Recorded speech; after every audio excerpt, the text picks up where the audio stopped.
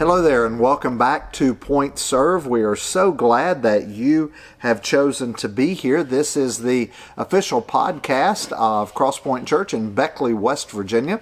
And I am so glad that you have chosen to be a part of what we are doing here. If you want to be able to check us out on other social media outlets, please jump over to beckleycrosspoint.org and you will be able to find us in all kinds of different places, from Facebook to Instagram to YouTube, which is where you're watching us right now, and all the things that are going on here at Crosspoint Church. We'd love to meet you, and I look forward to spending some time with you as well. My name is Vondi Cook. I am the lead pastor here at Crosspoint, and some folks have asked about doing a podcast on servant leadership. Well, I want you to know that my PhD is in organizational management and a specialization in servant leadership. So I've been able to do a lot of work in that area and just wanted to pass that on to folks around us. And, you know, people ask again, what are you trying to achieve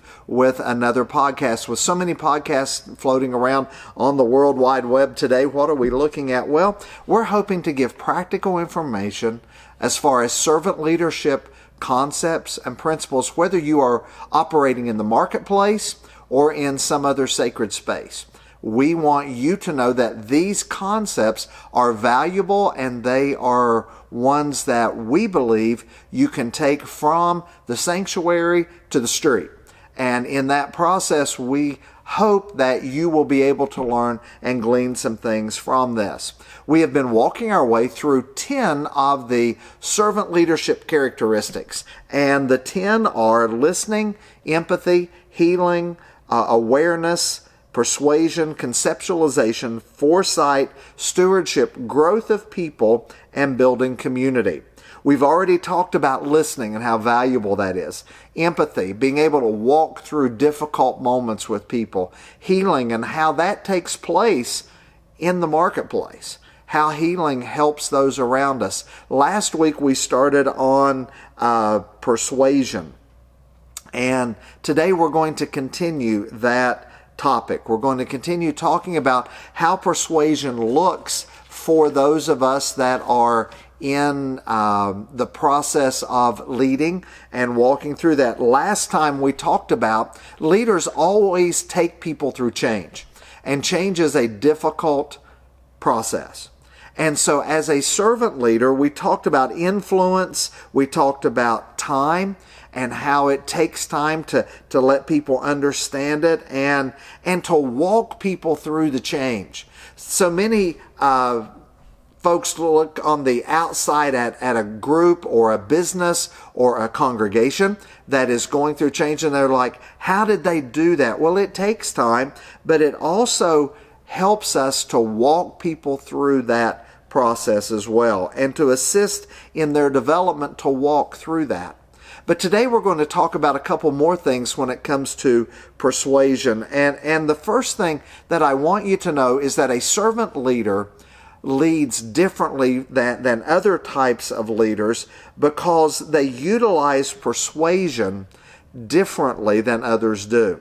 Some leaders come in and just tell you this is how it is, like it or lump it, and you can move on. Yet a servant leader doesn't use pressure. They don't force people to go from point A to point B. They do their very best to explain why they're going. That's why we said last month that when it comes to persuasion, it always takes time. A servant leader is willing to take the time to bring the largest group of people along with them in whatever organization that they lead. And instead of always forcing something, servant leaders say, this is the why. This is the when.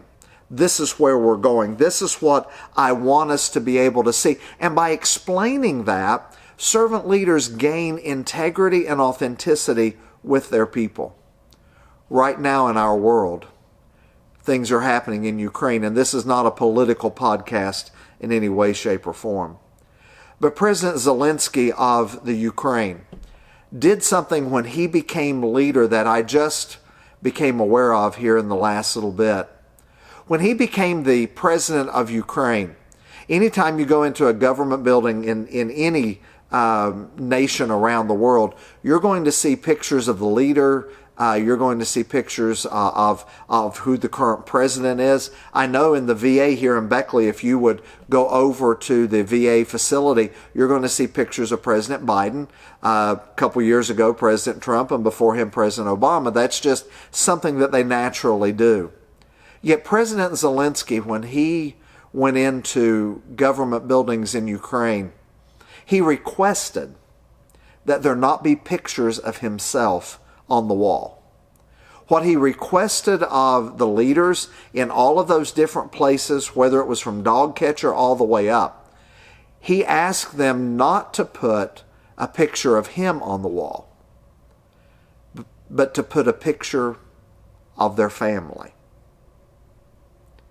He said, because every time you are in a leadership decision, a leadership place, he said, I want you to remember why you're doing what you're doing. And he said, you need to make decisions that will be the very best for your family, not necessarily for the leader of the nation. And that, I think, is a beautiful example of what servant leadership attempts to do. And that it attempts to explain that the servant is not the one that, the servant leader is not the one that is being elevated to a higher place. He's the one that is trying to bring everybody to a higher place. And you see, when we're able to communicate and connect with the very people that we're talking to, that we're leading, it's in that connection and that communication moment that it helps to bring everybody where they need to go. Because one thing we need to realize, that persuasion should always bring us to a collaborative end. Coercion brings you to a preconceived idea that this is where we're going regardless of what happens. Here's the way it is. We call those mandates in our country. That's what's happened in the last few years. Yet to collaborate and to explain and to help people understand rationale and reasoning, that's how a servant leader does it differently. A servant leader comes along with everybody in the room, and he says, this is the higher purpose. Because I don't care what position you hold. You may be a CEO in a Fortune 500 company. You may be the lead pastor at a church that runs 20,000 people. What we have to understand, every job that anybody has anywhere at any time, that there is a higher purpose to that position than just getting the tasks done. And a servant leader helps the people around them understand that higher purpose, that higher reasoning, that higher rationale. And as we do that, servant leaders can't be lone actors. People think that leadership is an individual endeavor. It's something that people just do on their own. No leader has ever arisen to any place of prominence or any high position within their corporation by doing that by themselves. Servant leaders recognize the value of bringing people along with them, to bring people around them through the actions that not only the servant leader does, but to bring those people around them so as the organization improves and grows and moves, those people get to move right along with that leader. Persuasion. It's not something that a servant leader takes lightly. It takes time. It takes effort. It also takes a transparency and an authenticity that you're willing to stand in the trenches with the people around you, just like we're seeing in Ukraine right now.